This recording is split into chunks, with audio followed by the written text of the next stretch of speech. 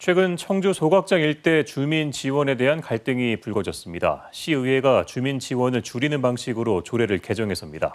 지급 방식과 액수의 적정성을 문제 삼았고 대기 오염 피해도 심각하지 않다고 판단했는데요. 과연 그런지 먼저 이정훈 기자가 보도합니다. 청주시 휴암동에 있는 광역 소각시설입니다. 하루 처리량은 400톤가량으로 전국 쓰레기 소각량의 5% 규모입니다. 소각시설 1, 2호기에서 1급 발암물질인 다이옥신이 얼마나 검출됐는지 청주시의 자료를 살펴봤습니다. 2015년부터 지난해까지 15차례 설계 기준치를 초과했습니다.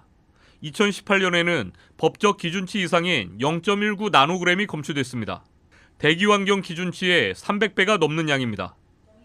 아주 소량의 물질이 들어와도 어느 정도 인체 영향이 나타날 가능성이 다른 물질에 비해서 좀 높은 거죠. 전문가들은 주민들이 매일 적은 양이어도 소각장이 내뿜는 대기오염 물질들에 노출되어 있는 점을 지적합니다. 황산화물이라든지 또는 질소산화물이라든지 매연이라든지 이런 것들이 기준치 이하로 나온다 하더라도 총량으로 보면 굉장히 많은 양이거든요. 이런 이유로 정부는 폐기물 처리시설 설치 촉진 등에 관한 법에 소각장 영향권 일대 주민들의 복지 증진을 명시했습니다. 이를 근거로 청주시도 소각장 건립 당시 해마다 주민 8명에 대한 건강 영양조사를 하겠다고 협약서에 명시했습니다. 하지만 청주시의회는 피해가 미미하다는 이유로 올해 건강 영양조사 예산을 전액 삭감했습니다. KBS 뉴스 이정훈입니다. 소각장 일대 주민 지원금을 보다 투명하게 집행하자는 데는 이견이 없어 보이는데요. 갈등의 쟁점과 주민, 청주시, 시의회의 판단을 자세히 살펴보겠습니다. 이어서 김선영 기자가 보도합니다.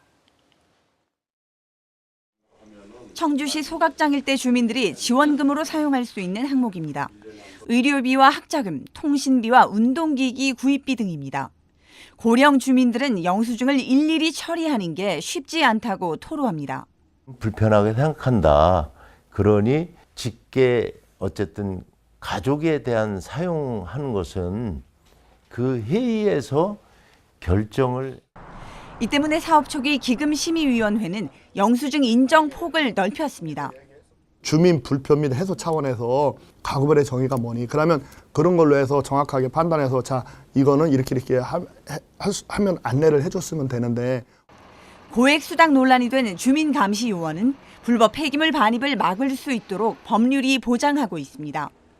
협약서상 수당은 시중 노임 단가로 책정됐고 휴일, 추가 근무 등에 따라 추가 요율이 적용됩니다. 복무 규정 위반이 적발되면 해촉이 가능합니다. 주민지원 협의체의 동의 없이 일방적으로 협약 내용을 변경할 수 없다는 점을 양해해 주시길 바라며. 하지만 시의회는 지난해 예산 부족 등을 이유로 관련 사업비를 삭감해 전원 해촉됐습니다. 폐기물 규격 봉투값의 10%로 책정됐던 주민지원기금은 절반인 5%로 줄이도록 조례가 개정됐습니다.